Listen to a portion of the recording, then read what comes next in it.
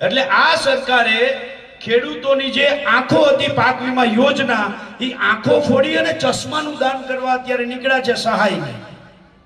એટલે પાક વીમા યોજના રૂપિયા યોજના બંધ કરી. એક બાજુ મોંઘવારીના મારે ખેડૂતને મારી નાખ્યો, બીજી બાજુ પાક વીમા યોજના બંધ કરીને છેલ્લી 7 સિઝન એવી ગઈ છે કે 7 સિઝનથી ખેડૂત કમોસમી વાર, અતિવૃષ્ટિ અને વાવાઝોડાનો ભોગ બને છે. આ વખતે જ્યારે હું કેશોદમાં છું ત્યારે મને ફરીથી ઘેડની ચિંતા થાય છે કે અત્યારે જે કમોસમી વરસાદમાં છેલ આવી, આ છેલમાં આ સિઝન તો ઘેડના ખેડૂતોની ગઈ છે.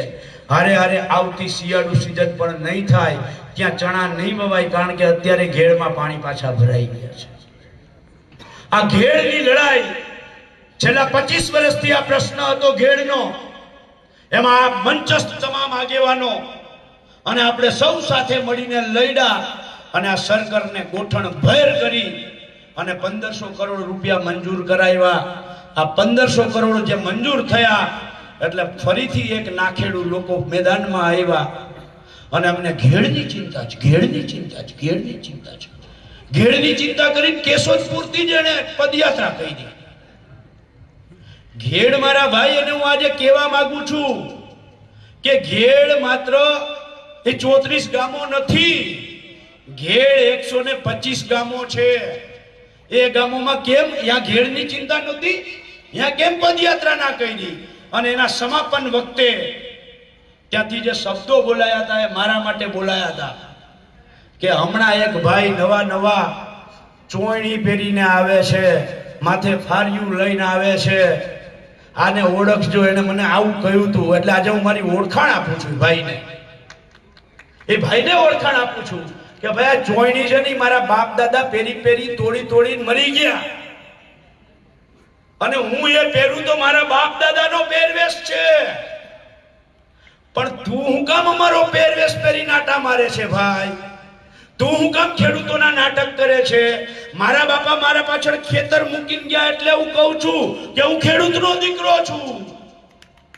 તું વિસાવદરમાં ખેડૂતનો દીકરો કેવી રીતે થયો ભાઈ?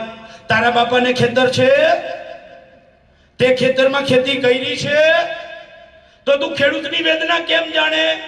તું નથી જાણતો એટલે તું કયા વિસાવદરમાં ઘેડમાં આવીને એમ કે છો કે ચોયણી વાળા જ ખેડૂત છે.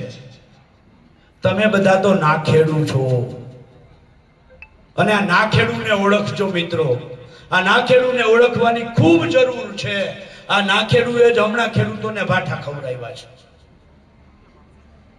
પાછો એમ કે છે, મીડિયા વાળાએ પૂછ્યું તો કે કોંગ્રેસે હળદરમાં સભા કરી તો મંજૂરી મળી અને અમને કેમ ના મળી? તો મારે એને કેવું છું કે ગોપાલભાઈ ઇટાલિયા, જે દિવસે હળદરમાં તમારી સભા હતી ને, તમે મંજૂરીનો એક કાગળ પણ નાખ્યો નથી. અને જો કાગળ નાખ્યો હોય તો તમને રાજકોટની અંદર એ જ સમયે એ જ દિવસે સભાની મંજૂરી મળે છે તો તમે ભાજપના બી ટીમ થઈ ગયા છો. પાકું થઈ ગયું ને? જો મંજૂરી મળવાથી બી ટીમ થતું હોય કોઈ, તો મારે એને કેવું છે કે એ જ તારીખે એ જ દિવસે ભાજપમાં ગોપાલભાઈ ઇટાલિયાની મહુડીમાં રાજકોટમાં સભા હતી. એટલે મિત્રો આ નાખેડુને પણ ઓળખજો.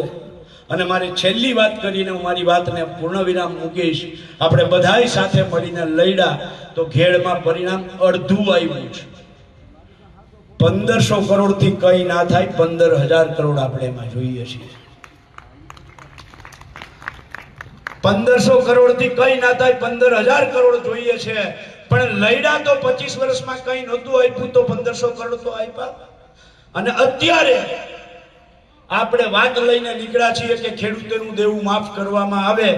અને આ વાત સાથે સોમનાથજીના આશીર્વાદ લઈ હર હર મહાદેવના નાદ સાથે નીકળી અને કાળિયા ઠાકર પાસે જવાનું છે દ્વારકા. 13 તારીખે બપોરે 2 વાગે દ્વારકા પહોંચીએ ત્યારે હું આપ સૌને આહવાન કરું છું, હાકલ કરું છું, આમંત્રણ આપું છું કે 13 તારીખે કાળિયા ઠાકરના દર્શન કરી જાઓ અને આપણી જે માંગ છે, ખેડૂતોની જે માંગ છે કે ખેડૂતોનું દેવું સંપૂર્ણ માફ કરવામાં આવે, પાક વીમા યોજના ફરીથી ચાલુ કરવામાં આવે, જમીન માપણી સંપૂર્ણપણે રદ કરવામાં આવે, ટેકાના ભાવે ખરીદીના સંપૂર્ણ નાટકો બંધ કરી અને જેવી રીતે કર્ણાટક અને તેલંગાણા સરકાર 1,35,000 ખેડૂતોના ખાતામાં નાખે છે એવી રીતે ખેડૂતોના ખાતામાં ડાયરેક્ટ નાખવામાં આવે.